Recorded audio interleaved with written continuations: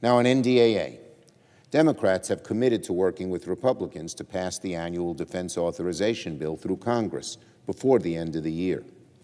4 months ago, the Senate passed our own version of the NDAA with strong bipartisan support. Our bipartisan NDAA made a critical down payment to rein in the Chinese government on fentanyl trafficking, the purchase of U.S. farmlands, outbound investments, and more. We also passed critical parts of AUKUS, one of the most important tools we have for outcompeting the Chinese government.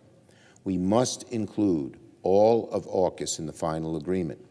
But right now, a number of House Republicans who like to talk a big game on China are actually sabotaging some of the best tough-on-Chinese government accomplishments we've passed in the NDAA.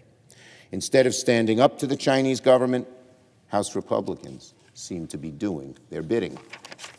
For one, House Republican leadership is dangerously close to killing a bipartisan measure to disrupt illicit opioid supply chains, many of which began in China, and punish those who facilitate fentanyl trafficking. This measure, the FEND Act, was adopted with strong bipartisan support in the Senate. It's been championed by the leadership of both the Banking and Armed Services Committee. Holding the Chinese government accountable for the fentanyl crisis is the definition of a legislative layup. But House Republicans are trying to kill this bill if they don't get their way on unrelated measures. Instead of making the layup, they're throwing up an airball. Incredibly, there's more.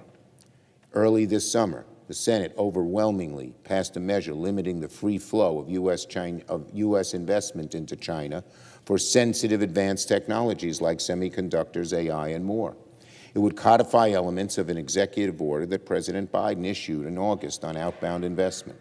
What is more common sense than stopping U.S. dollars from helping Chinese companies beat us on chips and AI and quantum computing? Yet once again, House Republicans, with the apparent blessing of their leadership, are blocking the bipartisan measure. So House Republicans will talk a good game on fighting the Chinese government, but oppose measures to hold that government accountable for the fentanyl crisis, which is so afflicting America. House Republicans will howl that President Biden is not tough enough on China, but refuse to codify restrictions on outbound investment that President Biden already issued. There are only 2 words to describe House Republicans' record when it comes to China: cynical, hypocritical. We have a chance to pass real bipartisan reforms to help us outcompete the Chinese government. But House Republicans are going out of their way to kill these wins.